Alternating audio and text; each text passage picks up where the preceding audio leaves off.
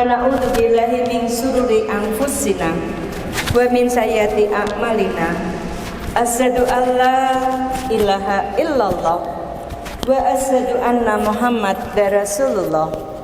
Allahumma sholli ala Muhammad wa ala ali Muhammad.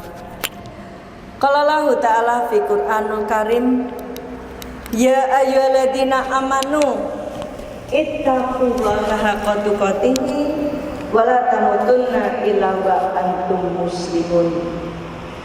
Ya ayyuhalladzina amanu qu anfusakum wa ahlikum nar.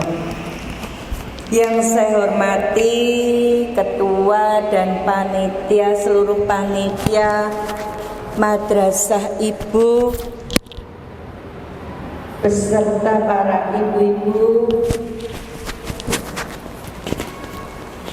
peserta Madrasah Ibu, dan para tamu undangan yang insya Allah senantiasa dicintai, dirahmati dan diberkahi Allah. Masih semangat Ibu? Semangat Ibu? Sehat? Alhamdulillah, luar biasa. Allahu Akbar ya. Alhamdulillah pada pagi hari ini dengan perkenan Allah, saya berdiri aja ya Bu ya. Kita dipertemukan di tempat ini dalam keadaan sehat, dalam keadaan selamat di Ramadan kita yang ke-8. Betul? Oh, ke-9. Di Ramadan kita yang ke-9. Terlebih dari itu, kita bersyukur kita diberikan nikmat yang sangat luar biasa. Dan nikmat ini hanya untuk orang-orang istimewa. Nikmat apa? Nikmat iman dan nikmat Islam. Kenapa saya sampaikan nikmat ini hanya untuk orang yang luar biasa dan istimewa? Karena nikmat ini tidak diberikan kepada sembarang orang. Nikmat iman dan nikmat Islam hanya diberikan kepada orang-orang yang terpilih. Ya, Allah berfirman, Famay yuridillahu ahyadiyahu yasra sadrahu lil Islam. Barang siapa dikehendaki Allah memperoleh petunjuknya, dilapangkan dadanya memeluk Islam. Barang siapa dikehendaki Allah. Berarti apa? Berarti kita ini menjadi Islam bukan hanya sekedar keturunan orang Islam, bukan hanya sekedar dapat warisan agama dari orang tua kita, tetapi kita menjadi Islam karena Allah yang berkenan memilih kita. Gak main-main loh Bu. Pak Jokowi itu jadi presiden, itu sing milih menungso. We nganggo kampanye biar dipilih. Nah, kita ini jadi Islam dan dapat jaminan surga loh. Ini yang sangat luar biasa. Itu yang milik kita tuh Allah. Allah yang maha segalanya ya. Sayangnya banyak orang Islam tidak sadar bahwa dia itu orang-orang pilihan. Sehingga apa? Banyak orang Islam berislamnya itu sekedar identitas. Sampai kita diolok-olok dipakai judul sinetron Islam KTP. Ya itu olok-olok buat kita loh. Ning ora rumangsa. Ketika sinetron itu lagi ngetren, lagi in, wah ibu-ibu nonton itu sampai lupa sholat isya. Diolok-olok ora kroso, diejek tidak merasa. Maka monggo ya, saya mengajak para ibu-ibu yang hebat. Kalau ada calon ibu ya, saya mengajak ibu-ibu dan calon ibu yang hebat, yang solehah, untuk kita mengembalikan posisi kita. Ya, Hari Kartini, ya, Kartini ya memperjuangkan emansipasi. Emansipasi apa? Ya. Yang kita perjuangkan adalah mengembalikan peran kita sebagai apa? Al-umu madrasatun ula. Karena apa? Madrasatunnya sudah diganti. Ini loh Bu gantinya. Gantinya ini loh Bu. Bener nggak? Bener.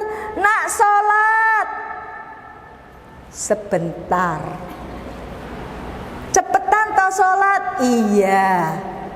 Tapi kalau ini ya 24 jam. Ya. Maka di hari Kartini ini saya mengajak ayo kita mengembalikan peran kita sebagai seorang sebagai madrasatun ula ketika kita pengen mencetak ya bukan hanya generasi Islami tapi generasi robani, generasi yang taat kepada Allah, generasi yang menomorsatukan Allah di dalam kehidupannya.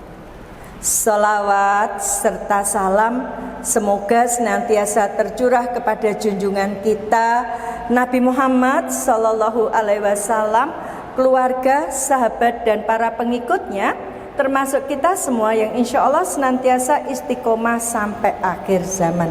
Mungkin saya agak dekat ke sana Mas. Baik ibu-ibu ya. Nah,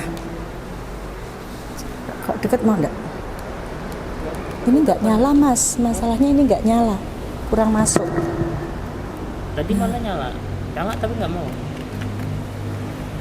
Nah coba.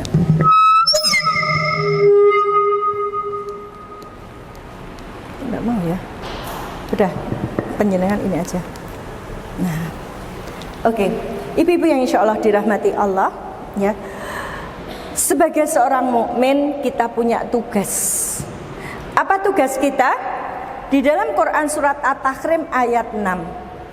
Ya ayyuhalladzina amanu qu anfusakum wa ahlikum naro. Hei orang-orang beriman, jagalah dirimu. Bukan hanya diri dan keluargamu dari api neraka. Ini tersurat di dalam Al-Quran. Punya tugas menjaga diri dan keluarga dari api neraka. Ya. Tadi di awal oleh moderator disampaikan bahwa keislaman saya baru 22 tahun. Saya tidak akan pernah masuk Islam kalau bukan karena hidayah Allah. Kenapa? Karena sejak kecil saya dididik Kristen dengan taat. Ya. Mohon maaf ini kok ada Mas Triono, saya agak melenceng sedikit ya. Tapi melenceng kisah saya ada hubungannya dengan pendidikan. Ya.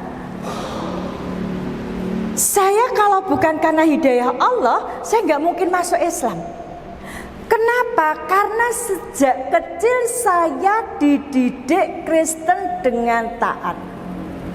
Siapa yang mendidik saya? Ibu saya. Ya, ibu saya yang mendidik saya. Kalau hari Minggu, ibu saya mendidik saya. Gerejanya jam 7, jam 6 kita sudah standby, sudah siap.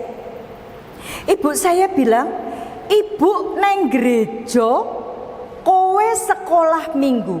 Ibu ke gereja, kamu sekolah minggu. Artinya apa ibu-ibu?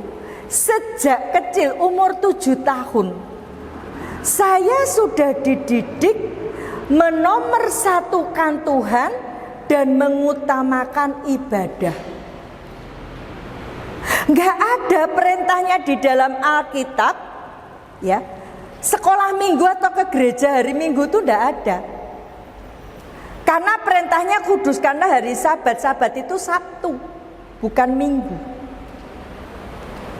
Ya, nah, saya dididik untuk menomorsatukan Tuhan dan mengutamakan ibadah, padahal nggak ada ayatnya. Yang punya ayat siapa? Yang punya ayat itu kita umat Islam. Salah satu doa iftitah kita, Kul inna sholati wa nusuki wa mahyaya wa mamati lillahi rabbil alamin. Sesungguhnya sholatku, sholatnya disebut, ibadahku, ibadahnya disebut. Ya, sholatku, ibadahku, hidupku, matiku hanya untuk Allah. Ini ayatnya. Pertanyaannya, ada apa dengan umat Islam ini? Kenapa anak-anak kita ya semangat aku anak soleh, rajin sholat, rajin ngaji, orang tua dihormati, cinta Islam sampai mati, Islam, Islam, yes, kafir, kafir, no, ketika TPA dan TK? Ada apa? Kenapa ketika remaja aku anak salah, tidak sholat, tidak ngaji, SMS-an, Facebookan, game online-an? Orang tua dicuekin, orang tuanya kayak mesin ATM jalan.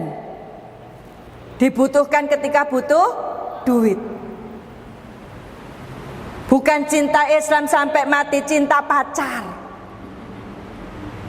Kaulah segalanya bagiku, Mimi pipi my honey. Ada apa? Bukan lagi Islam yes kafir, no kafir, yes Islam no.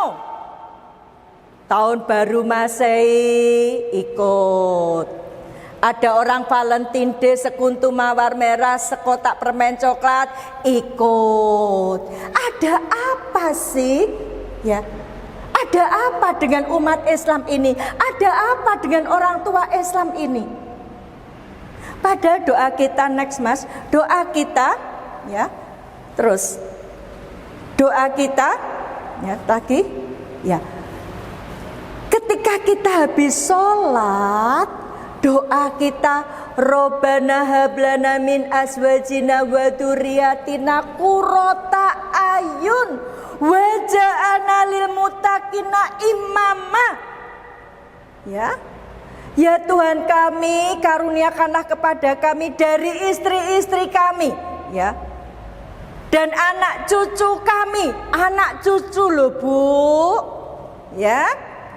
Yang menyenangkan diri kami, dan jadikanlah kami sebagai ikutan bagi orang yang bertakwa. Apa yang kita harapkan dari doa kita ini? Punya anak-anak turun, anak cucu yang menjadi penyejuk pandangan mata kita di dunia dan di akhirat. Ya, punya anak-anak yang menjadi penyejuk pandangan mata di dunia dan di akhirat. Ibu-ibu jujur ya. Nyuruh anak sholat gampang atau mudah ibu? Gampang atau sulit? Gampang atau sulit? Sulit, malu mau ngomong. Mudah atau sulit? Anaknya siapa ibu? Anaknya siapa ibu? Saya sampai ke Makassar ibu, di beberapa majelis taklim ibu-ibu. Saya tanya, ya, saya tanggal 2 sampai tanggal 5 saya ada di Makassar, ya. Itu saya tanya di majelis-majelis taklim ibu-ibu, ya. Saya tanya, ibu, menyuruh anak sholat mudah apa susah? Semua jawabnya susah. Ya, saya sampai ke Banjarnegara tanya ibu-ibu, nyuruh anak sholat susah apa mudah? Susah.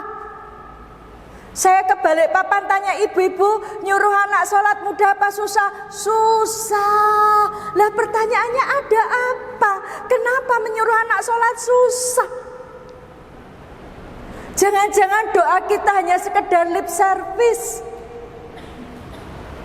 hanya sekedar hafalan yang kita hafalkan. Oh, setiap habis sholat doanya ini, tanpa ruh sama sekali. Ya, generasi robani, Anak-anak yang menjadi penyejuk pandangan mata, anak-anak yang qurrata ayun adalah anak-anak yang menjadikan Allah sebagai nomor satu di dalam kehidupannya. Dan ini tidak tiba-tiba, Ibu, butuh proses. Maka Luqmanul Hakim di dalam Quran surat Luqman ayat 13, apa yang disampaikan? Ya bunaya la tusrik billah, hei anakku, jangan menyekutukan Allah.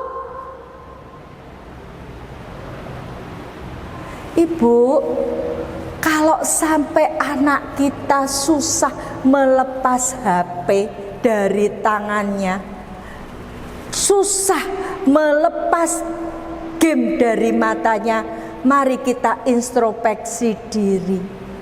Apakah 100% kesalahan anak atau kita menjadi salah satu penyebabnya?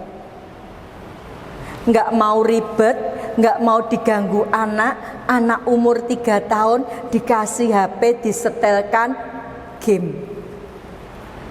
Setelah anaknya kecanduan, ibunya yang bingung. Di Jawa Barat 98 anak masuk rumah sakit jiwa usia 11 sampai 14 tahun. Karena apa? Karena kecanduan game. Padahal Ibu, anak-anak kita terus Mas. Anak-anak kita terus. Nah, naik. Anak-anak kita itu adalah generasi penerus, bukan hanya generasi penerus perjuangan bangsa, tetapi anak laki-laki kita Ibu akan jadi calon-calon pemimpin Ibu. Ya. Pemimpin umat terkecil adalah keluarga. Jadi kalau ibu punya problem, ibu rajin sholat, rajin baca Al-Quran, rajin mendatangi majelis taklim, sementara suami suruh sholat susah. Suami tidak mau sholat walaupun KTP-nya Islam. Flashback ke belakang, bagaimana ibunya mempersiapkan dia menjadi calon pemimpin. Maka seorang ibu punya potensi menjadikan anaknya taat kepada Allah atau menghantarkan dia ke neraka. Ibu-ibu punya potensi. Saya ini lagi menangis, Ibu. Saya menangis sama Allah. Besok malam 27 Ramadan, kalau saya masih hidup, ya, dan anak saya belum dapat hidayah dari Allah, anak kandung saya dari pernikahan yang pertama itu belum dapat hidayah, saya masih nangis sama Allah. Mohon supaya Allah membukakan pintu hidayah buat anak kandung saya. Sudah 17 tahun, jangankan melihat wajah anak saya, mendengar suara anak saya sudah 17 tahun tidak mendengar suara anak kandung saya dari pernikahan saya yang pertama.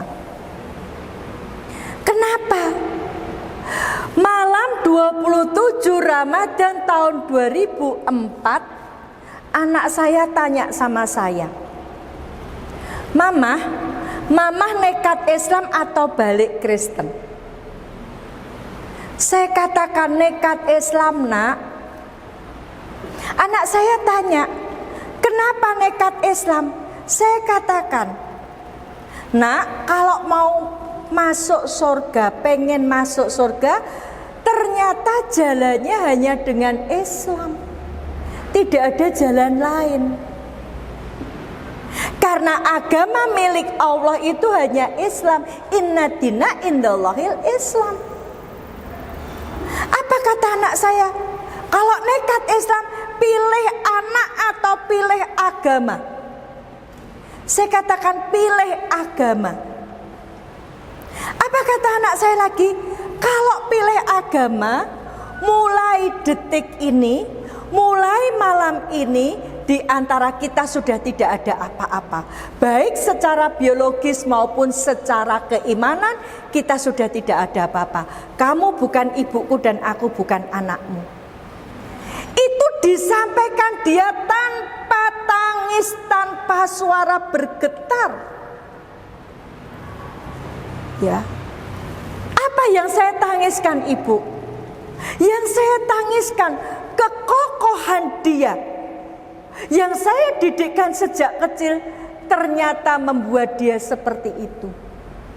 Bagaimana dia kokoh dengan kekristenannya sampai berani memutuskan hubungan dengan ibunya. Apalagi yang membuat saya menangis, Ibu? Sementara ada sebuah kontradiktif di dalam Islam. Seorang anak Islam rela pergi dari orang tuanya demi seorang pacar. Kalau anak saya rela berpisah dengan saya karena dia berpegang teguh pada agamanya. Sekarang anaknya orang Islam rela pergi dari orang tuanya karena seorang pacar yang belum tentu jadi suaminya. Ini yang membuat saya menangis, Ibu. Ya. Yang ketiga yang membuat saya menangis, ya, Mas naik. Ketika Mas naik, Mas, lagi,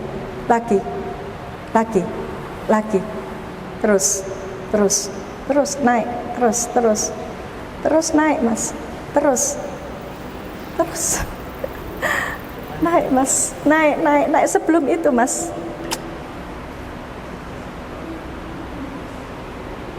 Terus, sudah. Nah, apa yang membuat saya menangis lagi, Bu? Ayat ini loh, Bu. Betapa berbahagianya jadi orang Islam. Masuk surga enggak sendiri, tapi sama anak cucunya masuk surganya. Ya. Masuk surganya sama anak cucunya. Sementara saya, kalau saya meninggal, saya sudah dapat jaminan surga dari Allah. Tapi bagaimana dengan anak saya kalau Allah tidak memberikan hidayah? Maka dia akan mati di dalam kekafirannya dan dia masuk neraka. Hati ibu mana yang tidak hancur? Saya di surga, anakku nang neraka. Sementara panjenengan diberikan sebuah kenikmatan sekaligus ujian. Ya, Mas, ini dikesinikan bisa enggak? Saya sendiri aja. Dikesinikan, mejanya dikesinikan. Nah, saya tak ngoperasikan sendiri. Nah, baik, sini aja. Udah saya tak ngoperasikan sendiri aja. Enggak apa-apa, saya ngoperasikan sendiri aja. Enggak apa-apa.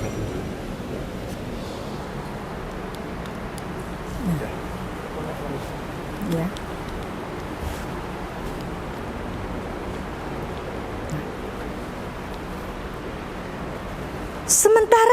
Sementara panjenengan ini diberikan kelebihan sama Allah. Diberikan kelebihan apa? Ya. Diberikan kelebihan, diberikan anak-anak, ya. Nah, diberikan anak-anak yang sudah Islam. Tapi kelebihan ini sekaligus ujian. Ya. Dan ketahuilah bahwa hartamu dan anakmu hanyalah cobaan, ujian. Apa yang diujikan Allah kepada kita? Bagaimana kita mendidik anak kita menjadi anak-anak yang taat kepada Allah. Bahkan Rasulullah ya memperingatkan kepada kita ketika seorang itu mati, terputuslah amalnya kecuali 3 perkara: amal jariah, ilmu yang bermanfaat, anak soleh yang mendoakan. Ibu, anak soleh yang mendoakan. Sekarang ayo kita tanya sama diri kita masing-masing, ketika saya meninggal nanti, anak saya anak soleh apa anak salah? Kalau nyuruh sholat aja susah. Ya, maka kita belajar kepada Nabi Yakub. Di dalam Quran surat Al-Baqarah ayat 133. Apa yang dilakukan Nabi Yakub menjelang ajalnya? Dia tidak membagikan warisan harta. Itu mobil Toyota Fortuner 5 duwekmu.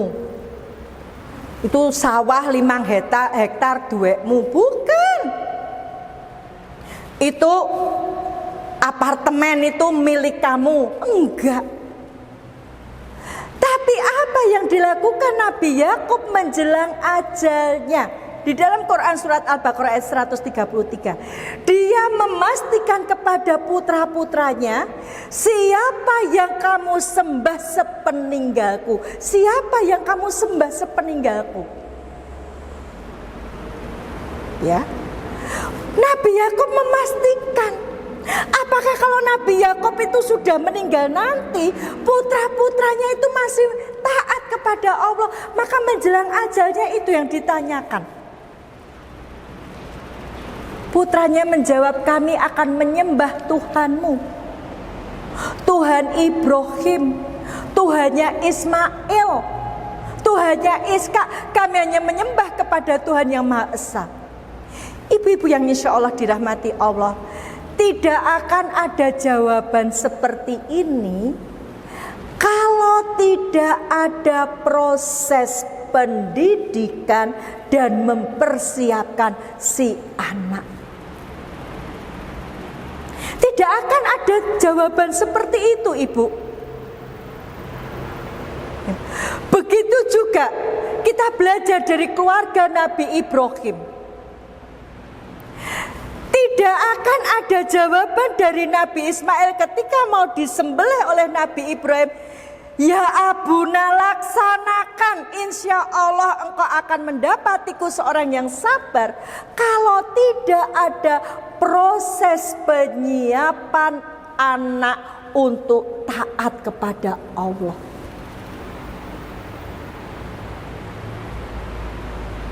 Sampai seorang anak mau disembelih sama bapaknya saja, dia yakin bahwa ini perintah Allah, maka dia laksanakan. Ada seorang wanita yang sangat luar biasa mempersiapkan putranya, yaitu Siti Hajar. Bagaimana mempersiapkan putranya? Mari kita belajar dari Ummu Qonsah. Bagaimana setiap menjelang tidur dia menceritakan kepada putra-putranya bagaimana perjuangan para mujahid-mujahid di dalam memperjuangkan Islam. Sehingga ketika terjadi sebuah perang, putra Ummu Qonsah satu demi satu maju ke medan perang dan mereka mati syahid di medan perang. Dan ketika Ummu Qonsah ditunjukkan keempat anaknya mati syahid di medan perang, dia bilang, untuk itulah aku menyusui anakku. Untuk apa? Untuk ketaatan kepada Allah, untuk memperjuangkan Islam. Mari kita belajar, Ibu. Ya. Mari kita melihat bagaimana anak-anak kita. Bahkan Allah memperingatkan kepada kita, ya.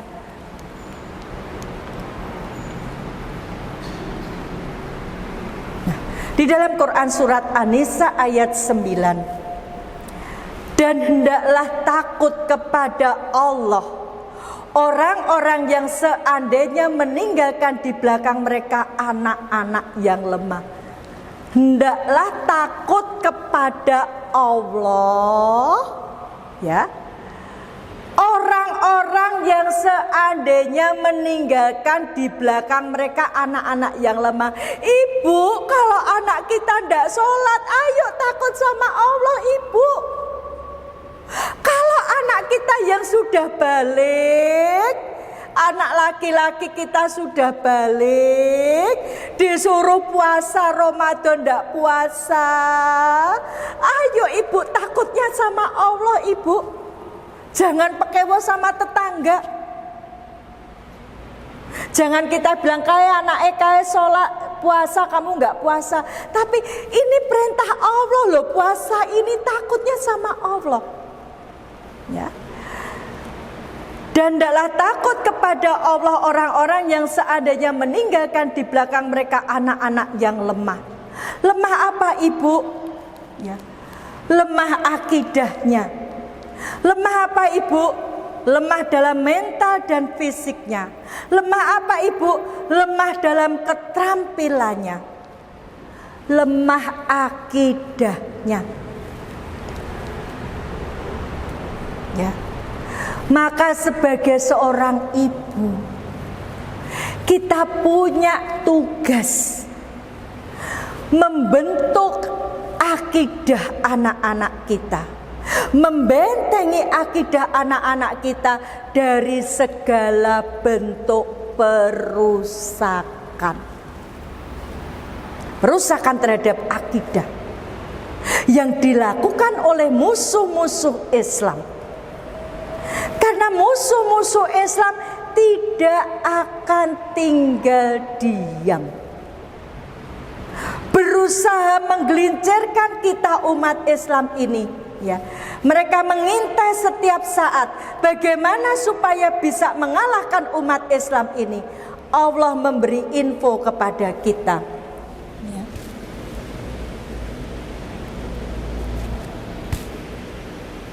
Apa info Allah di dalam Quran surat Al-Baqarah ayat 120? Info Allah di dalam Quran surat Al-Baqarah ayat 120 itu pakai kalimat lan, bukan la.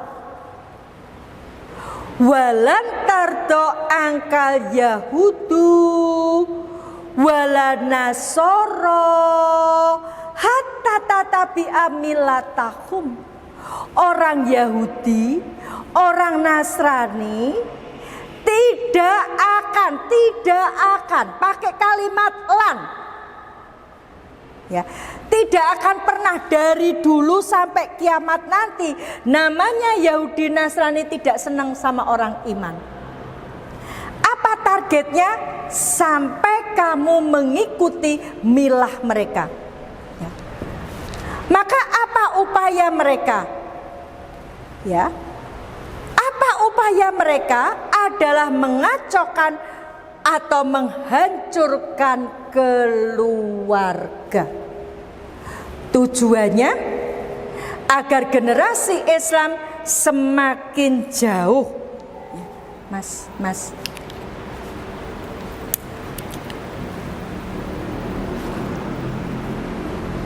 Bisa minta tolong yang di luar, saya diberikan batu yang segini. Saya bawa contohnya. Ya. Tujuannya apa? Agar generasi Islam semakin jauh ya dari ajaran Allah dan meninggalkan larangan-larangan Allah. Ini proyek besar, Ibu. Saya waktu Kristen gak pernah ikut Valentine Day. Sebelum Islam, agama saya Kristen Protestan. Sekolah saya di sekolah Katolik. Islam Kristen Protestan saya dalami, Katolik saya pelajari. Satu ketika di bulan Februari, saya pulang sekolah, saya bilang sama ibu saya, Bu, nanti sore masuk sekolah lagi. Ibu saya tanya, ngopo? Misa itu kebaktiannya orang Katolik. Misa opo? Misa Santo Valentinus. Apa kata ibu saya? Buka Alkitabnya, cari nama Valentinus. Ini saja yang tidak ada perintah Iqra, tidak ada perintah di dalam Alkitab, bacalah, tidak ada ibu. Tidak ada. Ya. Ibu saya bilang buka Alkitab, cari nama Valentinus. Mendasarkan segala sesuatu dengan Alkitab. Ya. Lah kita punya ayat, zalika kitabul raiba fi hudal lil muttaqin. Kitab Al-Qur'an tidak ada keraguan, petunjuk bagi orang takwa itu Al-Qur'an. Di situ disebutkan petunjuk bagi orang takwa. Tapi mari kita introspeksi diri kita masing-masing, bagaimana sikap anak kita terhadap Al-Qur'an. Mereka lebih mencintai Al-Qur'an atau Al-Asus, Al-Vivo. Ya, mana yang lebih dia cintai? Ya, mari, saya tidak menunjuk siapa-siapa. Mari kita introspeksi diri kita. Maka Ramadan itu sebuah ibadah yang ada di dalamnya transformasi, perubahan menuju yang positif. Sekarang mari di Ramadan kita yang ke-9, ketika kita pengen punya generasi rohani, kita lihat anak kita, siapa yang lebih dicintai, terutama anak-anak kita yang sudah balik, yang remaja, siapa yang lebih dicintai, Al-Qur'an, apa Al-Samsung, apa Al-Vivo, atau Al-Asus? Ya. Zalika kitabul raiba fi hudal lil muttaqin. Kitab Al-Qur'an tidak ada keraguan, petunjuk bagi orang takwa itu Al-Qur'an. Ibu yang baru datang ini masih ada tempat, Ibu bisa duduk di sebelah sini, ya. Petunjuk bagi orang takwa itu Al-Qur'an. Saya kembali pada cerita saya. Bagaimana ibu saya tadi, ketika saya mau ikut Valentine Day, ibu saya bilang, buka Alkitabnya, cari nama Valentinus di dalam Alkitab. Jangankan nama Valentinus, perintah beragama Kristen saja tidak ada di dalam Alkitab, apalagi nama Valentinus. Tapi saya punya ketaatan untuk mencari di dalam Alkitab. Saya cari, nggak ketemu. Saya bilang nggak ada, Ibu. Ya sudah, itu perayaannya orang Katolik. Kita orang Kristen Protestan tidak merayakan. Saya nggak merayakan. Bukan berarti saya nggak gaul. Saya ketika remaja gaul, Bu. Saya penyanyi, saya main musik. Saya pernah jadi the best aktris. Saya jago dansa. Bukan saya tidak gaul. Gaul, Bu. Tapi ada orang Valentine Day saya tidak ikut. Yang membuat saya prihatin, saya mulai dakwah kan 9 Februari tahun 2005. Antara 2006-2007 saya mulai diminta bicara tentang membentengi remaja Islam dari Valentine Day. Saya kaget-kaget. Lah kok remaja Islam melu Valentine Day ki wong tuane piye? Malah ketika itu saya pergi ke sebuah toko, ya di Solo itu ada toko. Waktu itu ada ibu-ibu jam kantor ke kantor masih pakai pakaian seragam. Beli lagi milih mawar, ya mawar, kemudian bingkisan iki mengkonggo bapake, maksudnya bapake bose. Saya bilang ibu sadar ya, suami penjenengan ndak penjenengan hadiahi. Suamine orang dalam rangka Valentine dihadiahi, yo nganggo jilbab bu, neng jilbab bunuh diri. Tahu bu jilbab bunuh diri? Yang lainnya pakai jilbabnya suster. Tahu jilbabnya suster? Kalau jilbab kita gimana bu? Julurkan jilbabmu ke dadamu. Ini ibu mendidik anak-anak yang perempuan. Karena kita perempuan punya denko tanpa kaleng 2. Ya, kalau denko saja ditutupi, mosok denko tanpa kalengnya pamerin, ini dadaku mana dadamu. Ya, masih nunduk malu ya.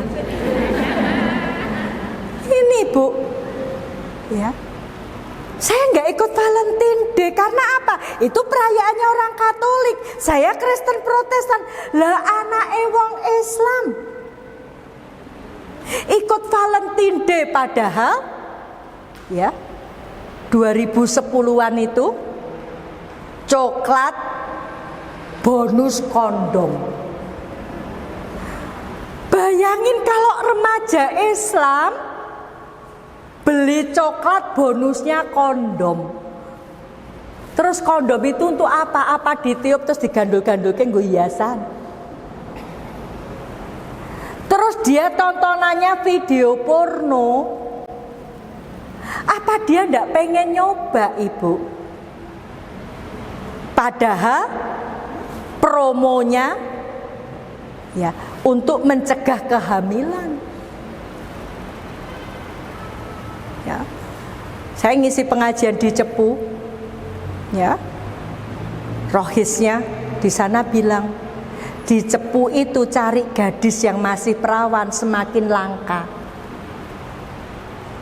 Kalau malam minggu, kalau minggu pagi, petugas kebersihan taman itu ketika nyapu itu banyak menemukan kondom bekas. Bekas pakai, bukan bekas ditiup. Coba bayangkan, itu kalau Valentine Day bonus kondom, bener gak bu? Mereka merusak kita, mereka gak seneng sama kita, bener gak bu? Bener bu. Dan kebencian mereka terbukti bu. Nah, ini nih orang Yahudi, tapi mengepalai misionari Kristen. Apa dia bilang? Misi utama kita sebagai Kristen bukan hanya menghancurkan muslimin, namun memisahkan mereka dari Islam, dipisahkan dari Islam. Ayatnya tadi sampai kamu mengikuti milah mereka. Lawang mereka sing Valentine Day kok anak wong Islam sekuntum mawar merah sekotak permen coklat happy Valentine. Mereka yang punya tahun baru Masehi, kenapa dari pejabat sampai remaja Islam Happy New Year?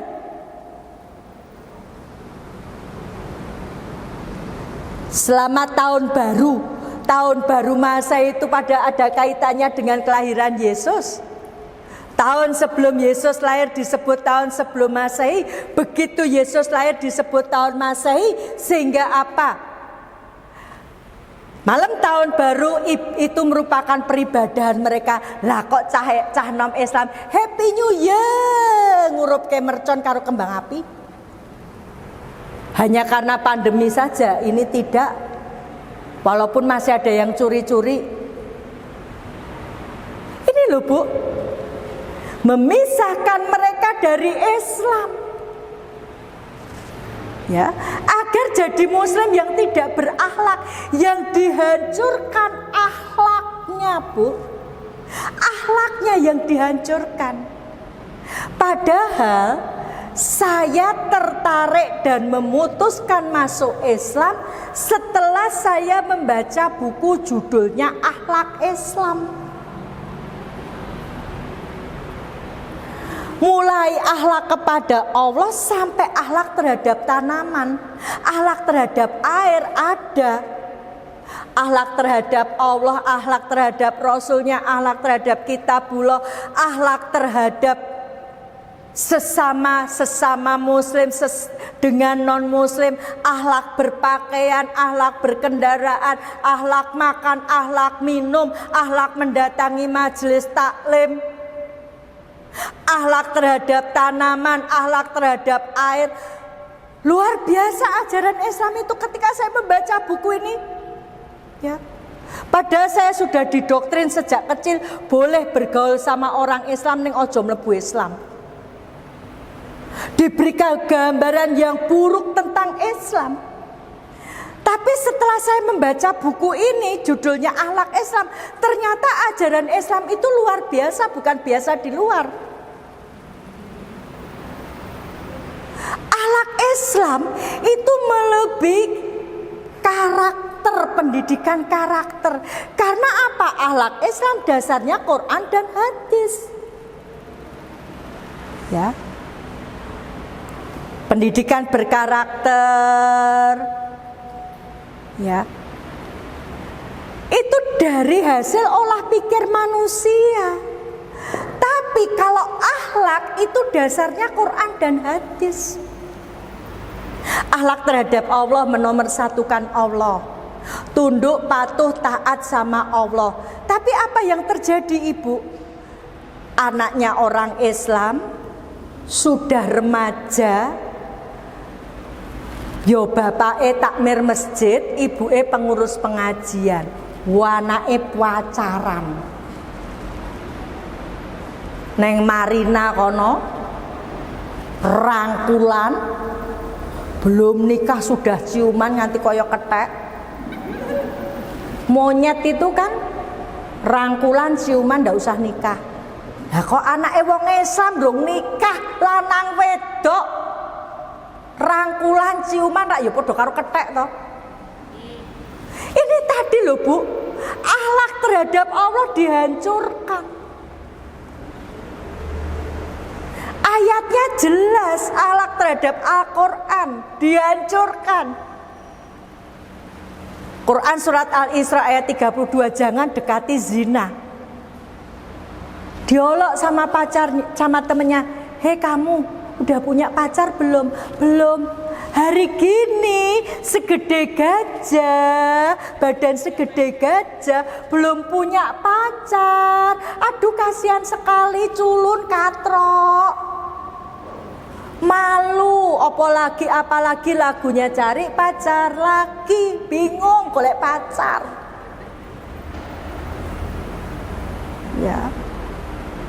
Lagunya pacarku sayangilah aku wes bingung, gengsi dong, nggak punya pacar. Akhlak Islamnya dihancurkan, akhlak terhadap Allah hancur, akhlak terhadap Rasulullah hancur, akhlak terhadap Al-Quran hancur, akhlak dalam pergaulan hancur semuanya. Memisahkan mereka dari Islam agar jadi muslim yang tidak berakhlak. Apa targetnya? Menghasilkan generasi baru yang sesuai dengan kehendak penjajah.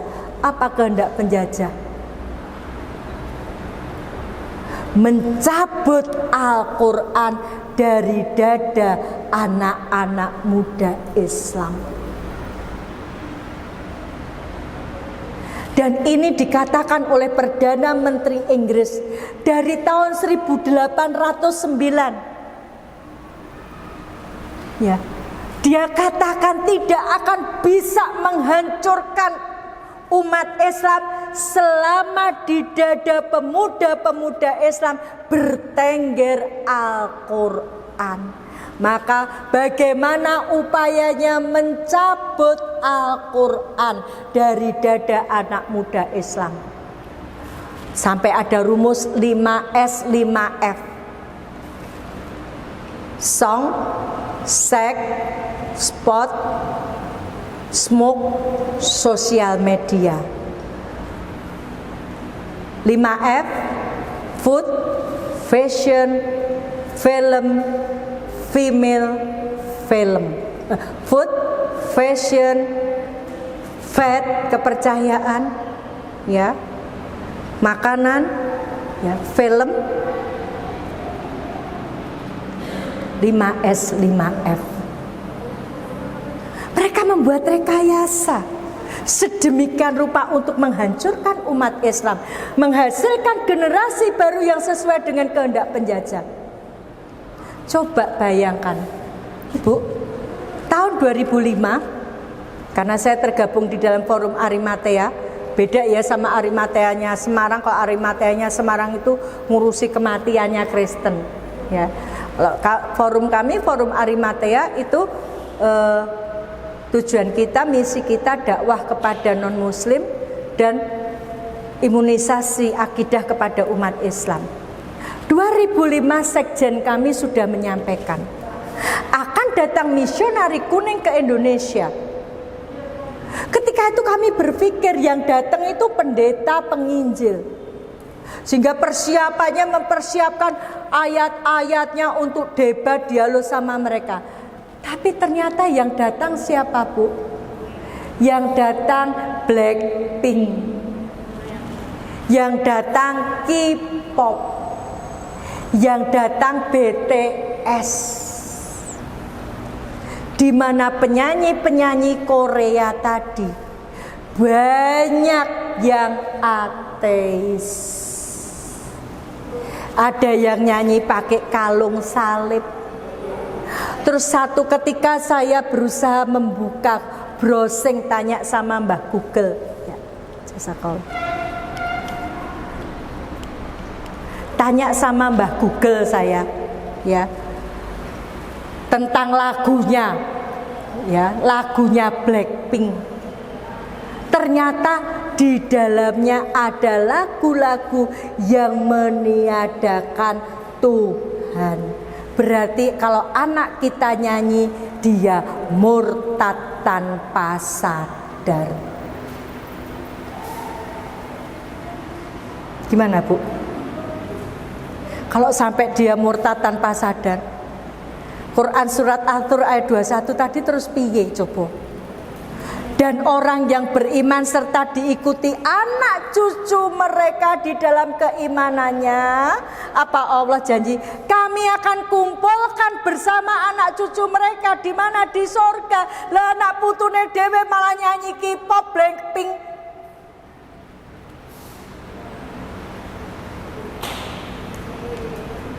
Ya. Maka disinilah peran seorang ibu, ya. Oke lah, Bu, saya sudah tua, Bu Dewi, saya gaptek. Yuk Bu belajar, saya juga sudah tua, umur saya sudah 59 tahun, Bu. Tapi saya nggak mau kalah sama anak-anak muda. Ya, kalau mereka bilang mager ki opo bae males gerak. Ya, kalau kita kan dulu mageri halaman toh. Ternyata mager cahno males gerak. Kalau dulu masih generasi milenial, sekarang bukan generasi milenial, Bu.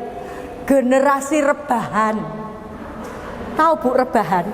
Turon. Nyekel HP karo turon. Wes, mboke arep nyapu karepmu, arep ngepel karepmu, arep isah-isah karepmu. Yang penting kayak iklan rokok jarum. Yang penting happy. Benar enggak, Bu? Ini. Dan ini salah satu sebab kesalahan mboke. Anaknya dimasukkan pondok, sudah bagus. Anaknya dimasukkan pondok. Pondok penghafal Al-Quran, hebat. Tapi ketika liburan perpulangan, nah mulailah terjadi perusakan tadi. Dengan alasan kasihan anak, biar refreshing, neng pondok ngapalke Quran, neng omah nonton YouTube, film Korea, lagu Korea, pulang ke pondok hafalane kedodoran.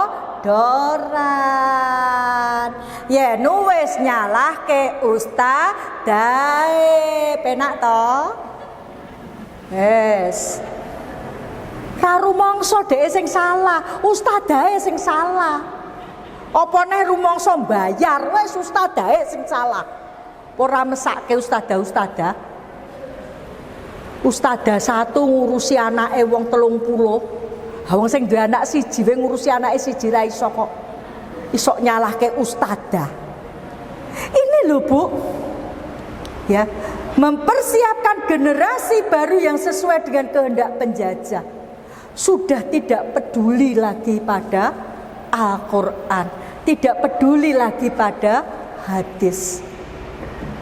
Maka Ibu, kalau musuh Islam mau menghancurkan sebuah peradaban, apa yang dihancurkan? Pertama yang dihancurkan nomor 1 adalah keluarga. Dalam hal ini perempuannya. Karena apa? Tadi ya, anak perempuan kita itu calon ibunya umat. Lah yang calone ibu umat wes pikirane mong rebonding, semoteng, katok ketat, katok pensil, ngisor metetet, dhuwur metutuk. Dia tidak berpikir untuk membekali dirinya dengan ilmu agama. Terus bagaimana? Ya, maka yang dihancurkan pertama adalah keluarga. Dalam hal ini perempuannya. Dari kecil sampai yang tua.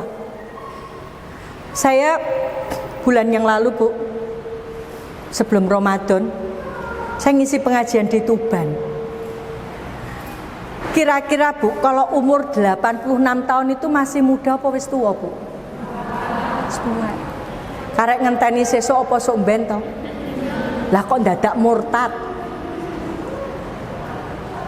Mung gara-gara masalah duniawi. Ini berarti apa? Yang dihancurkan itu betul-betul dari yang anak-anak sampai yang tua. Wes arep mati wes dihancurkan. Keluarga. Ya. Yang kedua, apa yang mau dihancurkan? Pendidikan. Wes, Bu, enak jadi guru di rumah, Bu. Enak jadi guru di rumah, Bu. Saya tidak menghina loh ya. Ibu lulusan SMP, anake SMA kelas 2. Terus anake tekon, Bu, matematikane iki piye ngono kira-kira bisa nggarap, Bu. Enak ya jadi guru di rumah. Ya. Enggak terasa ya, waktunya sudah hampir habis ya Mbak. Kurang berapa menit? Oh. Masih 20 Ya. menitan terus. Iya.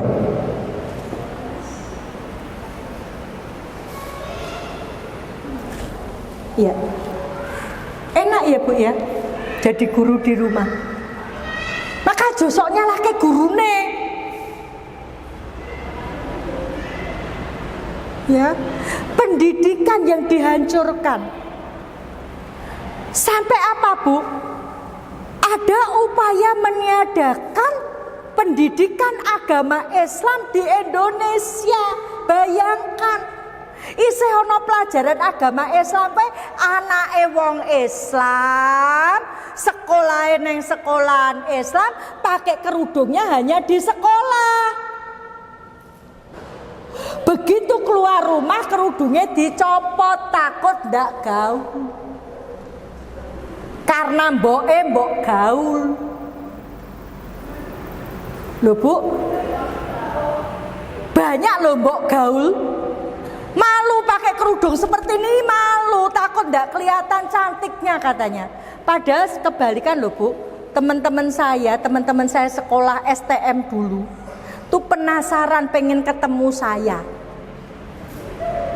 Setelah lihat penampilan saya nganggo kambiting gedombroh kaya kurungan pitik, lihat saya pakai jilbab gede segini, teman-teman saya itu ngadakan reuni di Lombok sana pengen ketemu saya. Tapi karena undangannya hanya untuk saya dan biayanya untuk saya nggak berangkat Bu. Lah kok ora mangkat? Lah bojoku, saya tidak akan pernah sampai di sini kalau tidak dapat ridho dari suami. Ya, maka suami saya belum boleh nyoper pun wes sing nyoper aku, mas sing penting aku pengen dampingi sampai ke Semarang. Saya Bu sing nyoper. Saya sampai ke Pekalongan kemana saya sing nyoper. Mangkat mulai. Ya. Nah, ibu-ibu milenial lagi pamit karo bojone. Mas, aku mau senam ya. Lagi dikirim. Wes mangkat. Akhlak Islamnya yang dihancurkan. Wes kono karena senam, nganggo jilbab gede ribet. Jilbab bunuh diri, yang jilbabe suster. Maka betul kan sampai kamu mengikuti milah mereka. Yo Bu, rumah sakit Katolik di sini di mana? Tlogosari. Elizabeth, Mang Tinda Elizabeth, piknik neng Elizabeth nggih, ndelok suster-suster jilbabe kerudunge sepira dawane. Rak mong semene to. Lah yen wong Islam nganggo kerudung semene, ora padha to karo suster-suster Katolik. Maka betul ndak ayatnya sampai kamu mengikuti milah mereka? Lagi suster-suster ora nganggo puno unta. Lah kok wong Islam, ibu-ibu malah saya tadi kan mau berangkat sambil nunggu. Saya pengen beli ciput. Saya nyari ciput yang tidak membuat pusing karena saya kok pakai ciput itu pusing. Saya lihat ada ciput Turki. Tapi di bawahnya saya lihat ada cepol di belakangnya ndak, walah mbok golek sing ana mondolane ning mburi. Aja nesu sing nganggo mondolan. Aja nesu. Lah Bu, rambut saya panjang, ayo di klabang. Sampai kamu mengikuti milah merekanya di mana?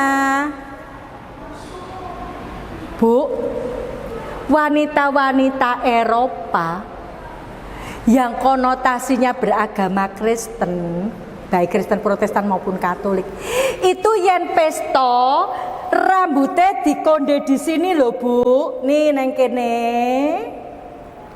ya. Terus mlakune dagune diangkat, jalannya segaris, wah, ben ketok anggun. Lah kenapa di dalam Islam disuruh menundukkan pandangan? Ben ora sombong, tidak mengikuti milah mereka. Ini lho puno untane mau. Lah nggo ngopo to kok dikai puno unta ki ben ngopo? Puno unta nanti model 2022 nganggo kukusan semene dawane. Kaya mak lampir. Ben nesu yo ben. Islam wiwit lair ora cetha-cetha. Nesu yo ben. Usul sing nesu usul karo panitia. Tahun depan kalau ada madrasah, Ibu jangan ngundang Bu Dewi, saya tersinggung. Alhamdulillah cek iso tersinggung.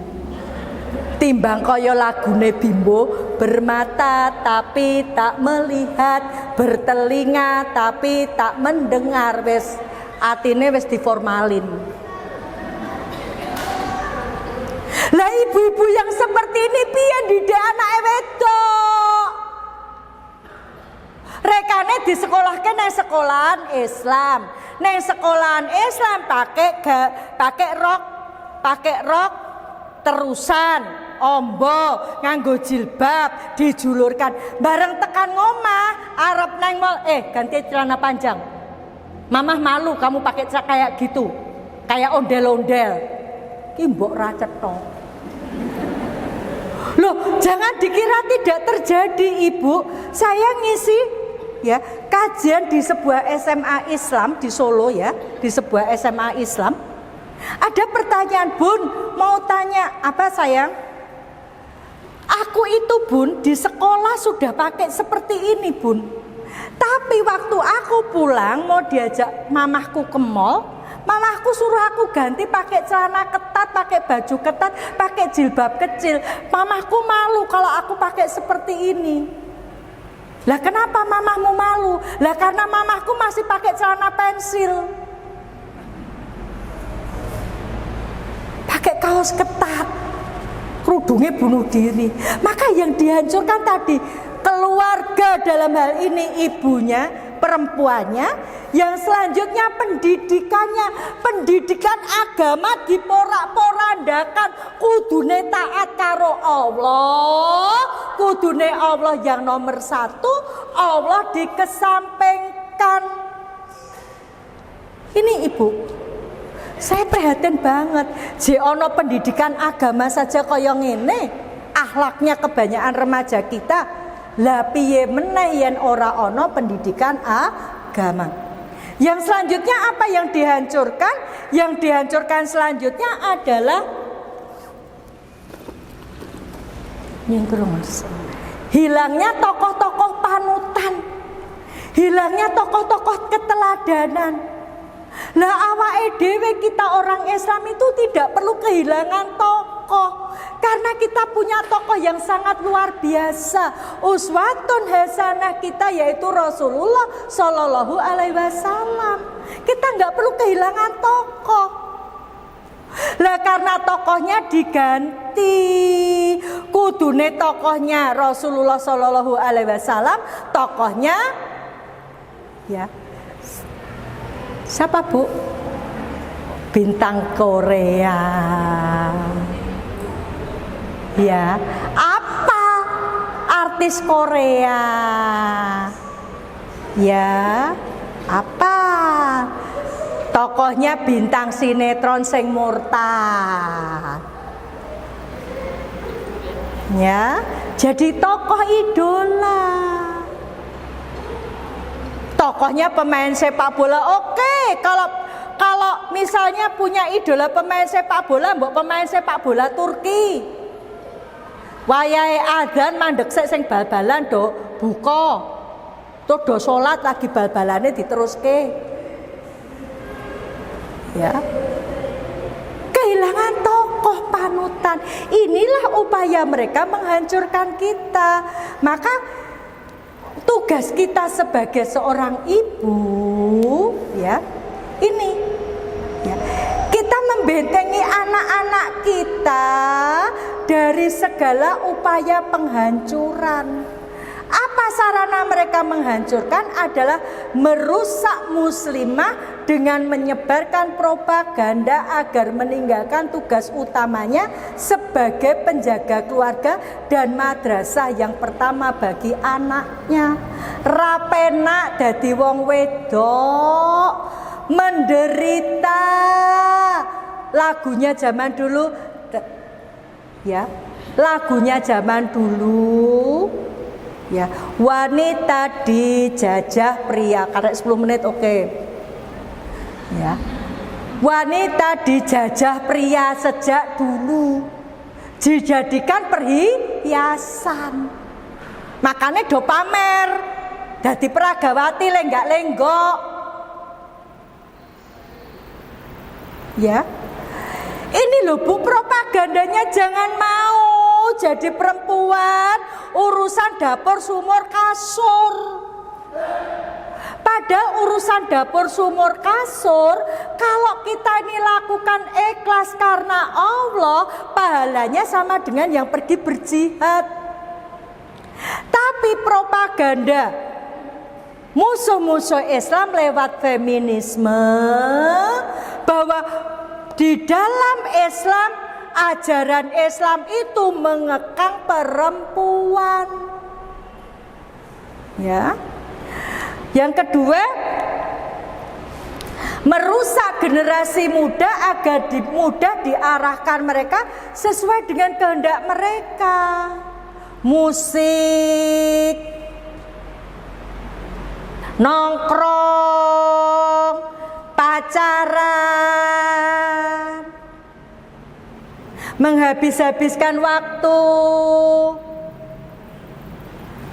ya, menyebarkan kerusakan kepada masyarakat.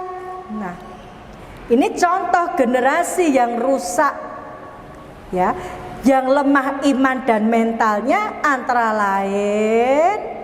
Nah, pergaulan laki-laki dan perempuan yang makin merebak, maraknya TTM, temen tapi mesra. Yang ibu-ibu ndak perhatian, TTM-nya jadi temen tapi mesum. Ibune isih ra gagas, TTM-nya jadi temen tapi meteng. Yang wis TTM-e temen tapi meteng, ibuke sing stres. Anake deposito 3 bulan. Wes kono, yang ngasih deposito orang Nasrani, bingung. Akhirnya dinikahkan, anake mlebu Kristen yo ben. Iki mbok ra cetha, mbok sing ngeterke anake ke neraka. Ya, maaf ya, saya ndak ngelus-elus loh Ibu. Wes, saya ndak bawa apa ya? Untuk ngelus-elus penjenengan, saya bawa pil pahit. Kalau penjenengan mungkin dengan ustadz-ustadz yang lain dilus-lus, saya ndak ngelus-lus. Ya. Pacaran, ini loh Bu, banyak keluarga-keluarga Muslim yang membiarkan anaknya pacaran. Lah sekarang yang cah nom pacaran, kalau mbah saya dulu pacaran, sing siji neng kene, sing siji neng kono mong delikan, weruh wis seneng, weruh wis dak-dik-duksur. Lah saiki cah sekarang pacaran 2 minggu tangan ngene. Pacaran 3 minggu tangan ngene. Wes, yen wis ngene tekan kene ki arep nang ndi meneh? Coba to, Bu. Dicium di sini kaya bayi, akhirnya neng kene. Yen wis ngene bibirnya di sini arep ngopo yen ora tekan kene? Wes. Kok Bu Dewi vulgar banget lah, piye ngandhanine mbok-mbok ki sing membiarkan anaknya pacaran, piye jel engko ngandhani? Wes.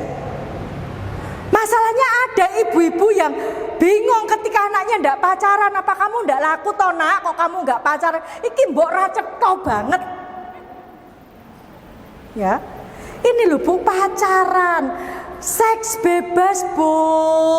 Sekarang seks bebas itu merebak. Ibu di zaman pandemi seperti ini Ibu, tahun lalu di Jepara 250 anak usia SMA hamil di luar nikah Bu. Ditekoni kowe gawene nang endi nang omah ketika orang tuanya kerja. Wes, ora kena corona, ning kena liyane corona. Coba. Ini loh Bu. Hilangnya budaya menundukkan pandangan. Wes, send foto. Nantang. Apa? Wes, kirim nang Instagram, kirim nang Facebook, foto dengan wajah mata yang menantang. Ini pamer aurat tanpa malu. Wes, arep golek buka nganggo kathok endek. Ya.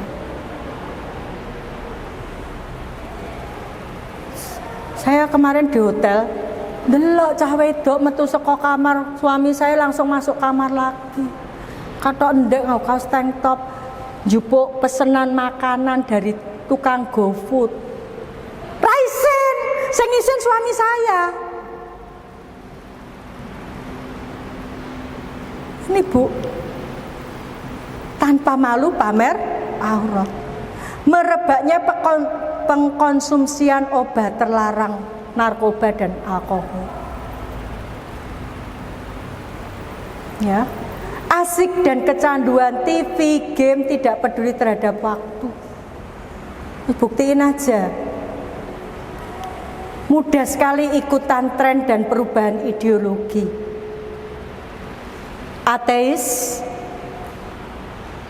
memandang agama itu sebuah kekang. Apa-apa ora bebas. Neng Islam terlalu banyak aturan. Mereka jadi ateis. Ada yang jadi agnostik, percaya Tuhan tapi tidak mau beragama. Gak punya jati diri sebagai seorang muslim, hilang jati dirinya. Kiblatnya ke barat, apa-apa kalau barat itu maju. Padahal orang barat lagi putus asa, mereka malah masuk Islam. Sing wong Indonesia melu-melu wong barate malah mlebu Islam. Gak doyan ngaji. Nah, karena waktu saya tinggal 10 menit, maka apa yang kita lakukan Ibu? Apa bekal mencetak generasi robani? Yang pertama, mendidik bertauhid kepada Allah dan jauhi syirik. Bu, saya nggak tahu ya Bu, di sini ada budaya itu apa enggak, saya nggak tahu. Tapi kalau di Solo menjelang Ramadan itu ada padusan. Saya sampai ke Bukit Tinggi, ya. Saya ke Bukit Tinggi itu harusnya dari bandara sampai Bukit Tinggi itu 2,5 jam. Kemarin kita tempuh itu sebelum Ramadan ini, sehari sebelum Ramadan, ya. Itu dari bandara sampai Bukit Tinggi. Saya dari bandara jam 1 sampai Bukit Tinggi itu hampir jam 9 malam. Dolanan macet karena ada budaya mandi-mandi. Kalau di Solo namanya padusan, saya nggak tahu kalau di Semarang. Sebelum Ramadan, ziarah ke kuburan, sadranan. Ini loh Bu, mendoakan orang tua yang sudah meninggal itu setiap saat. Ora pas waktu menjelang puasa kuburannya kayak kembang. Nek bendino ora tau didongake. Dan sekarang banyak sekali budaya-budaya kesyirikan yang dihidup-hidupkan. Ya. Mendidik bertauhid, menjadikan Allah yang nomor 1. Yang kedua, mendidik anak mencintai Allah dan Rasul-Nya, melebihi cintanya kepada orang tua dan cintanya kepada dunia ini. Allah yang nomor 1. Maka lagunya diganti. Ibu-ibu yang guru TK jangan lagi satu-satu aku sayang ibu. Kita ini dari berapa tahun diajari lagu salah. Satu-satu aku sayang ibu, dua-dua juga sayang ayah, tiga-tiga sayang adik kakak, 1, 2, 3 sayang semuanya. Allah didokok nggon semuanya. Alhamdulillah guru-guru TPA, guru TK Islam sudah mengganti satu-satu aku sayang Allah, dua-dua sayang Rasulullah. Alhamdulillah. Ya. Yang ketiga Ibu, mendidik sholat. Kena ngopo sing sholat taraweh, sholat isya kemudian taraweh kok bapak-bapak? Kemana anak laki-laki kita yang sudah balik itu neng ngendi? Kemana? Kenapa sholat subuh masjid yang sholat bapak-bapak? Anak kita kemana? Masih tidur, mbok yo digugah. Nak, ayo bangun, ini waktunya sholat subuh. Ini sarung, ini koko. Ayo bangun. Jek durung tangi gawake banyu saember. Wudu di sini sekalian. Ora gelem tangi grujoke. Loh, saya punya bapak angkat ya. Saya punya bapak angkat tahun 81, saya kan kuliah di Jogja. Saya punya bapak angkat itu tokoh Katolik di Jogja. Kalau di Kristen kan ke gereja bisa jam 7, bisa jam 9, bisa jam 4 sore, bisa jam 6 sore, bisa. Saya ketika itu berencana ke gereja yang sore. Lah, saya ke gereja Protestan, bapak ibu angkat saya ke gereja Katolik. Saya dibangunkan pagi. Ya, saya sama adik saya gitu dibangunkan pagi, kita nggak mau bangun. Ya, bapak angkat saya tuh nggawa sandal. Cah loro saya sama adik angkat saya tuh gebuki nganggo sandal. Kene digebuki malah cekikian, jupuke banyu sak ember grujuki ning tempat tidur. Bar kuwi kon mepe kasur. Kon mangkat nang gereja. Loh, ini sing perintah we kuduskanlah hari Sabat ki Setu nang gereja Minggu. Perubahan dari Sabtu jadi Minggu itu karena perubahan, karena kaisar bukan karena Tuhan. We taat. Lah kok anake wong Islam? Coba. Bulan Ramadan ini loh, Bu. Bulan pendidikan, bulan gemblengan. Ayo paksa anak kita sholat. Lebih baik memaksa mereka ke surga daripada membiarkan mereka ke neraka. Wes. Karena apa? Jadikan sekeluarga masuk surga menjadi cita-cita keluarga kita. Yang selanjutnya, mendidik anak mencintai Al-Quran. Mendidik anak mencintai Al-Quran. Ayo Bu, ora ketang saayat. 1 ayat aja deh. Wes goleki sing pendek wes, yen megah dawa Iqra wes. 1 ayat menjelang buka. Ya. Menjelang buka itu kan tempat doa yang ijabah toh. Menjelang sahur, habis buka, habis sholat maghrib, nunggu sholat isya, ayo orang ketang saayat. Budayakan keluarga kita masing-masing. Ya. Nah, ibu-ibu yang insya Allah dirahmati Allah, ya, andil orang tua sangat besar sekali. Berkata Ibnu Qayyim rahimullah, bila terlihat kerusakan pada diri anak, mayoritas penyebabnya bersumber dari orang tua. Maka Allah memberi tugas kepada kita di dalam Quran surat At-Tahrim ayat 6, menjaga diri dan keluarga dari api neraka. Ya. Nah, berkatalah Amirul Mukminin Ali radhiyallahu anhu, ajarilah diri kalian dan keluarga kalian kebaikan dan bimbinglah mereka. Ini. Nah, apa benteng iman kita sekarang Ibu? Di dalam mencetak generasi robani. Yang pertama, ya, tanamkan kepada keluarga kita, apapun yang dari Allah pasti baik, benar dan menyelamatkan. Sholat pasti baik, ngaji pasti baik, menutup aurat pasti baik, mempelajari Islam pasti baik. Ya, ajari anak-anak kita, apapun yang dari Allah pasti baik dan benar, pasti baik, benar dan menyelamatkan. Ya. Yang kedua, yuk Bu, yuk kita berantas buta Al-Quran dari keluarga kita masing-masing. Ya, saya prakteknya kok Bu, cucu saya itu boleh nonton Raranusa, tapi kalau apal dulu Quran surat An-Naba. Boleh nonton Ipin Upin, tapi hati-hati ya Ibu.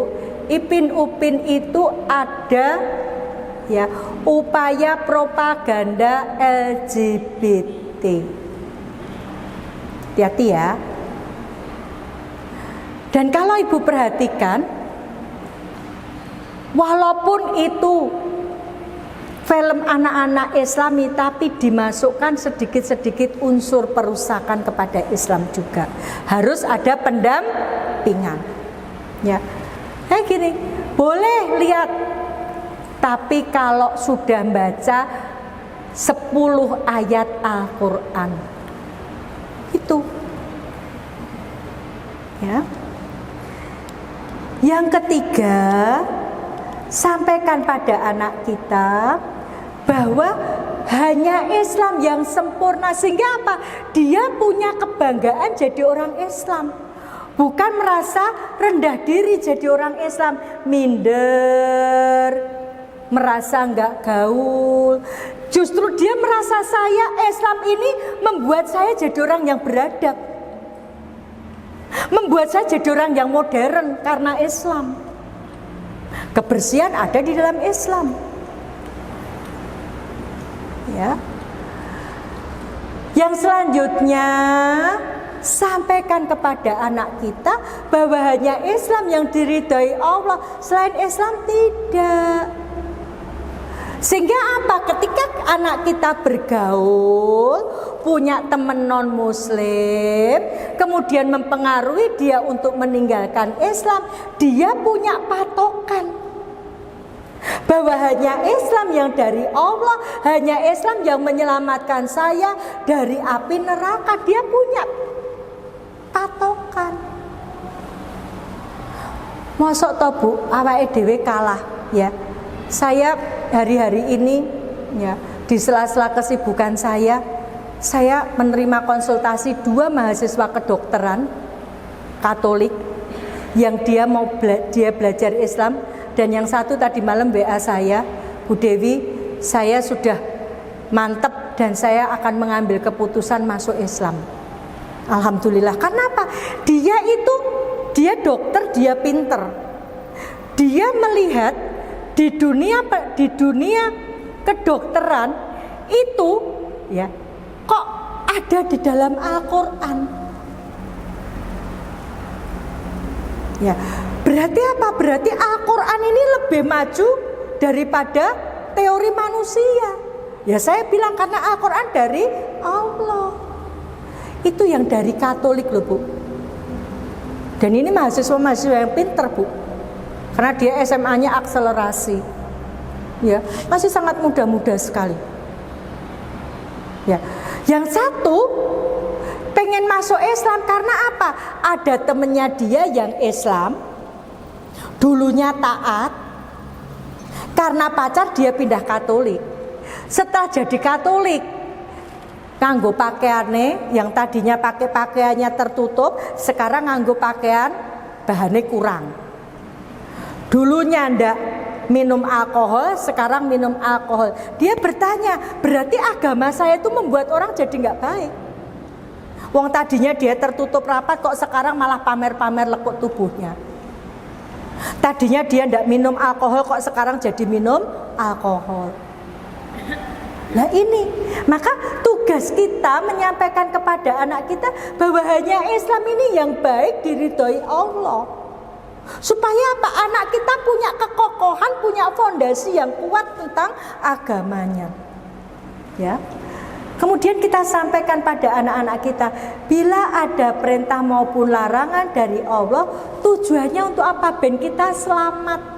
Selamat di dunia, selamat sampai di akhirat. Itu. Nah, sekarang silahkan pilih. Saya nggak akan milihkan, panjenengan sendiri yang milih. Silahkan, mau yang atas atau yang bawah.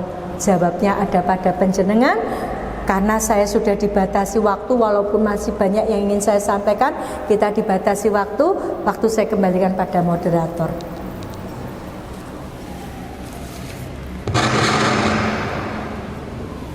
Baik Bu, silakan yang akan bertanya langsung ke Saudara Dewi. Tapi ini sebelumnya saya mau bacakan ada surat cinta ini. Arti zina. Lah bagaimana upayanya? Dakwai supaya dia masuk Islam. Kalau tidak bisa, ya sudah, tinggalkan. mencintai Allah melebihi cinta kepada manusia. Ya, panjenengan berapa tahun tadi yang pertanyaan tadi berapa tahun nikah? Saya 17 sama dengan saya. 17 tahun saya tidak diakui mbah saya, orang tua saya, adik-adik saya, Pak De Bude, Om Tante saya, anak kandung saya dari pernikahan saya yang pertama. Karena apa? Karena saya pilih Islam. Lah wong mereka saja bisa, kok kita tidak bisa? Wes. Sekarang tinggal pertanyaannya, siapa yang nomor satu? Siapa yang dicintai? Ya. Tuh. Kalau nggak mau pisah, ya sudah dakwai dia agar dia masuk Islam. Pertanyaan pertama. Pertanyaan yang kedua, opo ra nonggon liyane tonggo salat? Ya, saya terakhir ketemu adik saya tahun 2002. Saya ke rumah adik saya di Mangkalan, Madura. Ya, saya sudah Islam. Waktu itu adzan dan masjid cukup jauh dari asrama dia. Saya mau sholat, di mana-mana ada salib, ada gambarnya Yesus. Saya pergi dari rumah itu, saya cari masjid, saya sholat di masjid.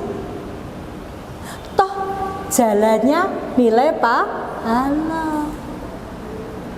Ya orang yang terpaksanya ndak ada tempat, mbok yo salipe diduk kese, gambarnya Yesus diduk kese. Ra iso toh. Lah ini loh, yang mudah jangan dibikin susah. Lah saya menghormati tuan rumah, menghormati tuan rumah ya lunga saka kono golek nggon liya nggo salat. Aneh. Terus ngerti ana salib ana gambare Yesus, jek nek katarep salat nang kono. Ya, lah itu kan di barat itu ya, di Jerman itu Jumatannya di gereja. Karena apa? Karena masjid ditutup. Selama pandemi tidak boleh sholat di masjid. Lah, orang Kristen tebar pesona, gereja dibuka. Ya, waktu saya 2013 diumrohkan dari jamaah saya yang di Madiun, saya diumrohkan. Ya, kita sampai ke Palestina. Ya, itu ada sinagoge yang dipakai, yang masjid juga dipakai gereja oleh mereka. Waktu sholat disingkirkan, apa namanya, lambang-lambang mereka disingkirkan. Itu lah wong iki ya wis ngerti keluargane Kristen, mara rono ya menjelang sholat ya pamit ngono lho. Ya toh. Kalau tanya saya tidak pernah memberi jawaban sing tengah-tengah. Kok yen saya kasih jawaban tengah-tengah wis ora maju-maju ning dadi wong Islam. Ya. Wis mlebu Islam 10 tahun, sing lanang ora gelem mlebu Islam, nekat wae turu bareng. Zina 10 tahun kok. Nekat. Ya. Ini ibu-ibu. Dan saya memang seperti ini, ya. Saya orang membuai ndak. Ya, kalau pengen dibuai jangan sama saya. Logat saya ya seperti ini karena saya memang lahir di Solo tapi saya besar di Lombok. Ya, Solo rasa Lombok gitu. Monggo, ada pertanyaan berikutnya. Ada door prize ini untuk pertanyaan. Ada door prize loh ibu-ibu. Ya Nora, tak aku sing tekon ben aku sing entuk door prize. Assalamualaikum warahmatullahi wabarakatuh. Waalaikumsalam. Selamat siang Bu Dewi. Perkenalkan Bu, kalau sudah assalamualaikum rasa nganggu selamat siang Bu. Sampai kamu mengikuti milah mereka siang weh dadak dislameti. Maaf. Mohon maaf. Bismillahirrahmanirrahim. Saya ingin bertanya Bu ya.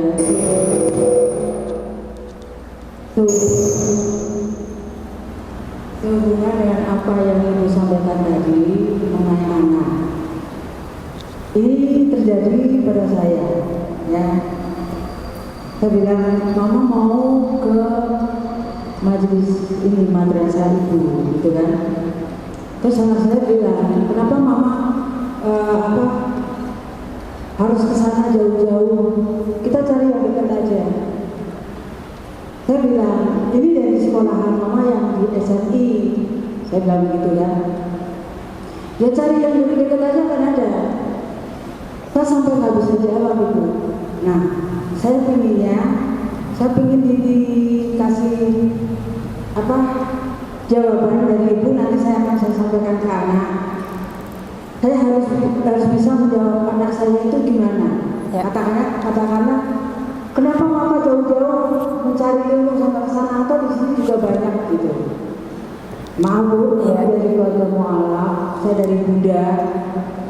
Ini saya pengen benar-benar tahu gitu. Saya pengen mengerti, saya pengen mendalami benar-benar gitu. Nah, Ya. Baik Ibu. ya, itu yang ingin saya tanyakan agar saya bisa menjawab apa yang ditanyakan anak saya nantinya. Ya. Gitu. Ya. Terima kasih. Assalamualaikum warahmatullahi wabarakatuh. Waalaikumsalam warahmatullahi wabarakatuh. Barakallah Ibu. Ibu bersyukur. Bersyukurnya apa?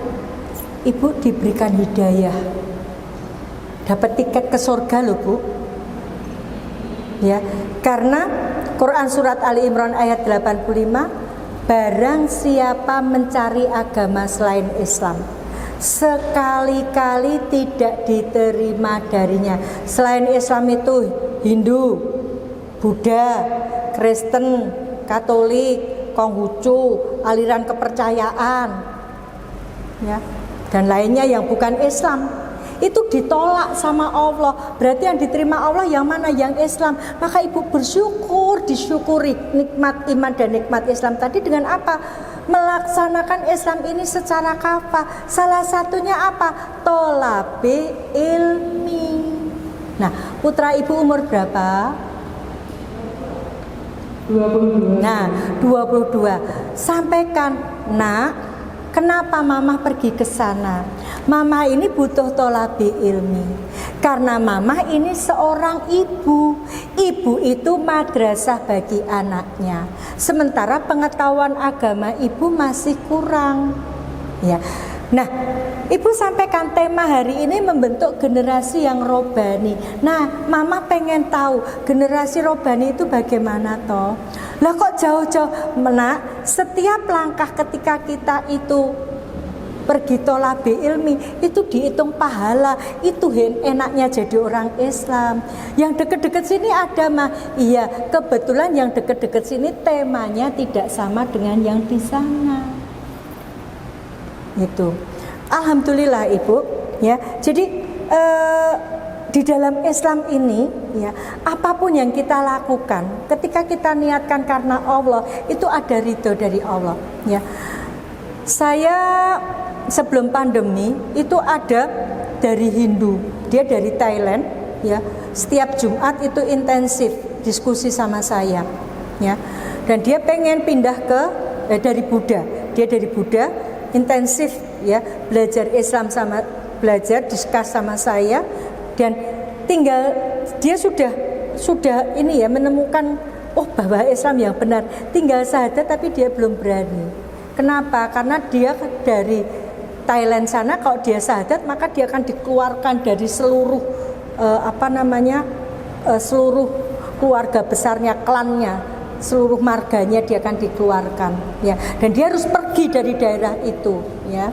Nah itu, nah kemudian pandemi ini kami tidak pernah ketemu. Mungkin dia S2-nya di Solo sudah selesai, mungkin dia kembali ke Thailand, tapi dia tetap berniat masuk Islam, ya. Jadi itu Ibu, di dalam Islam ada sebuah kepastian. Kepastian apa?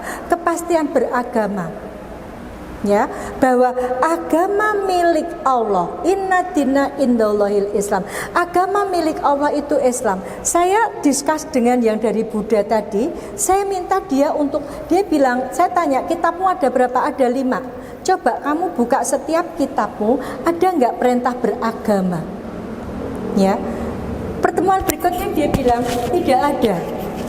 Dia sampaikan. Kemudian pertanyaan yang kedua saya sampaikan. Ketika saya sampaikan ada jaminan surga. Kemudian saya suruh cari di kitabnya, ada enggak jaminan surga? Dia bilang di Buddha nanti kalau mati masuk nirwana. Nirwana itu apa? Dia juga enggak bisa. Nirwana itu apa? Dia tidak tahu. Lalu saya tanya lagi, siapa yang kamu sembah? Buddha Gautama. Buddha Gautama itu siapa? Manusia. Apakah manusia bisa menghantar ke surga? Dia bilang tidak.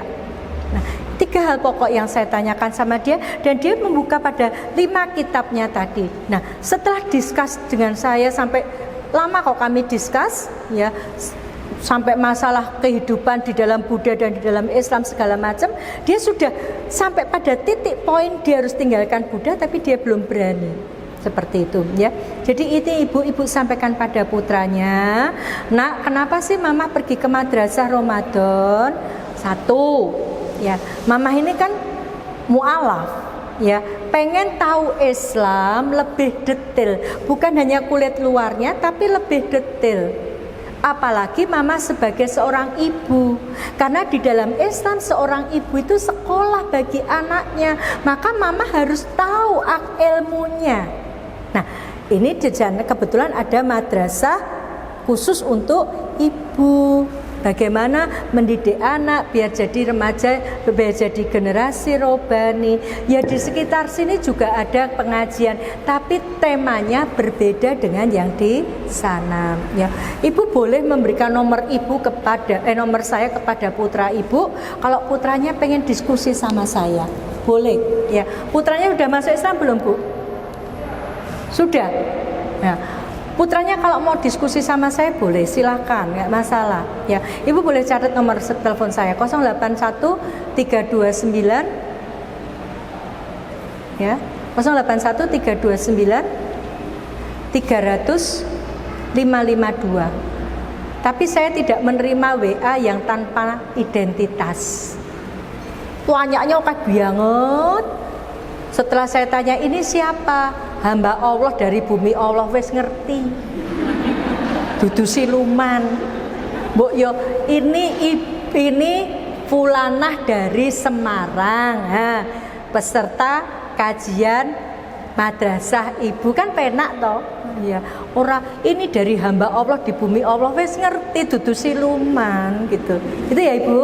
Ya, dijaga iman Islamnya, belajar terus ya, karena Islam semakin kita pelajari, kita akan semakin menemukan indahnya Islam, kita akan semakin menemukan luar biasanya Islam, kita akan semakin mencintai Islam. Maka slogan hidup saya, ibu, moto hidup saya, siap berjuang dan mati untuk Islam. Kenapa? Pemain sepak bola dari Surabaya itu loh, Bu, bonek itu dalam rangka nonton sepak bola, itu direwangi mati sangit, Bu. Tahu mati sangit? Mati sia-sia. Lah kita di dalam Islam, Bu, memperjuangkan Islam, mati karena Islam, insya Allah mati syahid, Bu, surga menanti. Why not? Ya, itu ya, Bu ya. Oke, ada lagi ini yang di depan tadi ya, kayaknya tunjuk jari. Assalamualaikum warahmatullahi wabarakatuh. Waalaikumsalam warahmatullahi wabarakatuh. Ibu, perkenalkan nama saya Tina. Ini sudah merupakan qadarullah saya bisa bertemu Ibu, karena sebenarnya baru aja kemarin itu saya lihat di FB, nggak tahu dari mana, Ibu yang bercerita tentang anak Ibu itu. Saya kebetulan juga seorang Kristiani dulunya. Kemarin ketika saya melihat di FB itu sempat terbersit kasihan sekali ibu ini. Makanya ketika saya tadi datang dan ibu ini, dan ketika bertemu langsung, ya Allah, mudah-mudahan anak ibu diberikan hidayah oleh Allah gitu. Karena saya sendiri mengalami bahwa ketika ada iman di dalam hati, saya dulu adalah aktivis gereja juga kebetulan. Ketika setelah saya memutuskan pakai jilbab itu, baru tidak ada yang mendekati saya dan mengatakan, "Mbak, Tuhan itu masih setia menunggu domba yang bilang," gitu. Tapi teman-teman saya menepi dengan sendirinya ketika saya berjilbab. Waktu itu saya menjawabnya juga dengan santun karena hubungan kami memang baik gitu. Doa saya mudah-mudahan anak ibu bisa digerakkan Allah untuk mendapat hidayahnya. Yang kedua, ibu, sebenarnya saya menutup masa lalu saya dari anak saya gitu. Tapi memang ada beberapa saudara yang masih Kristiani. Akhirnya anak saya mengetahui kalau bundanya itu dulu adalah seorang Kristiani. Anak sekarang itu kan kritis ya Bu. Dia selalu bertanya, Bunda kenapa masih belum bisa ngaji? Itu saya selalu menutup dengan jawaban, dulu Bunda itu nakal, jadi kalau ngaji suka keluar gitu, makanya sekarang. Tapi akhirnya anak saya tahu bundanya Kristiani dan dia pertanyaannya berkembang sangat apa ya, kritis menurut saya. Termasuk salah satunya begini, ini yang itu seperti yang ibu tadi cerita, memang saya menerangkan kalau Allah itu melarang itu pasti ada maksudnya untuk kita. Itu jadi saya ingin mengenalkan Islam itu secara Allah itu bukan yang menakut-nakuti, yang sedikit itu menghukum sedikit gitu. Kalau dulu dalam ajaran Kristiani kan kasih, tapi apalah artinya kalau itu sebenarnya sudah dibolak-balik, bukan yang sesungguhnya. Lebih baik ini mungkin menyakitkan, tapi inilah realitasnya gitu. Ada satu pertanyaan dia yang saya tuh sampai sekarang tuh belum bisa menjawab. Dia bertanya begini, Bunda, anjing itu kan pintar dan dia setia gitu. Dia tahu, akhirnya saya buka kan, saya memang tidak terbiasa untuk menutupi. Setelah dia tahu masa lalu saya ada album, saya punya anjing, ada itu. Kenapa dalam Islam tidak boleh itu memelihara anjing? Bukankah dia setia, dia pintar gitu? Terus saya hanya menjawab gini, Bunda tidak tahu gitu. Sampai saat ini nanti coba Bunda tanyakan kepada yang lebih tahu. Ya setahu Bunda memang itu ngaji, tapi kenapa lebih dalamnya Bunda nggak tahu gitu. Tapi yakinlah, tapi bukan berarti kita itu membenci anjing loh ya. Saya membelokkannya seperti itu Bu. Saya tahu dia itu masih ada pertanyaan, masih belum puas gitu. Nah, apakah jawaban saya ini tepat? Itu saja. Matur suwun. Assalamualaikum warahmatullahi wabarakatuh. Waalaikumsalam warahmatullahi wabarakatuh. Yang pertama, jazakillah, Ibu mendoakan mudah-mudahan anak saya dapat hidayah. Ya ibu mana sih yang tidak kepingin kumpul sama anaknya? Tapi saya lebih mencintai Allah dibanding cinta saya pada anak saya. Ya, maka banyak yang bilang Bu Dewi ini kayak nggak punya perasaan ya, anaknya belum Islam aja kok nyantai banget. Loh, siapa yang tahu hancur hati saya? Apa saya harus menangis bergulung-gulung seperti orang Pentakosta? Kan tidak.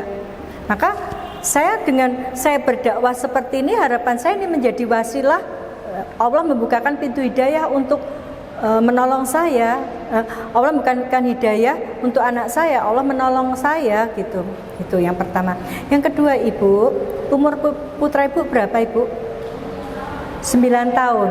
Ya, buat anak Ibu bangga bahwa Ibu yang dulu Kristen kemudian masuk Islam. Sebagaimana cucu saya. Cucu saya umur 7 tahun. Ya. Dia tahu saya masuk, dia tahu karena dia sering ikut saya ngisi pengajian. Akhirnya tanpa saya cerita, dia tahu bahwa saya tadinya Kristen kemudian masuk Islam. Satu ketika dia menemukan foto saya masih pakai rok, ya, dan saya tidak pakai jilbab, rambut saya kelihatan. Dia bilang, ih Uti kayak setan katanya. Yo kenapa Dek? Ya karena nggak nutup auratnya, gitu. Ya, dia bilang gini, cantik Uti sekarang menutup aurat. Dan dia bangga. Kenapa dia bangga? Dulu Uti ketika dia menghafalkan Quran surat Al-Bayyinah sampai Quran surat Al-Bayyinah ayat 6, kami menerangkan siapa yang tidak masuk sorga. Siapa yang masuk neraka? Makanya kemudian dia bilang gini, untung Uti itu masuk Islam. Coba ndak masuk Islam, Uti kan masuk neraka. Ya, sehingga ketika tetangga kami itu ada beberapa yang Kristen, tuh sayang sama cucu saya. Satu ketika dia rangkul cucu saya, "Dek, kamu tuh cakep, ganteng, ya, pinter lagi kalau kamu Kristen kayak Bude." Apa jawab dia? "Bude aja yang masuk Islam supaya Bude masuk surga. Bude kan masuk neraka nanti." Kok kamu bilang gitu? Lah iyalah, Tuhan tidak nyuruh Bude Kristen, kenapa Bude Kristen? Jadi dia punya kebanggaan menjadi orang Islam. Ini yang mesti kita bentuk. Kita nggak perlu menutup-nutupi masa lalu kita. Saya ceritakan ya, dia pertama kali dia mendengar saya ngisi pengajian kisah perjalanan saya masuk Islam. Ya, dia tanya di mobil, ketika itu umur dia mungkin baru menjelang 6 tahun. Dia tanya, "Uti, kenapa sih Uti masuk Islam? Kan dulu Uti Kristen." Bahkan saya tunjukkan, ini dulu gerejanya Uti. Gitu. Dia tanya, "Uti, kenapa sih Uti masuk Islam?" "Karena Uti pengen masuk surga."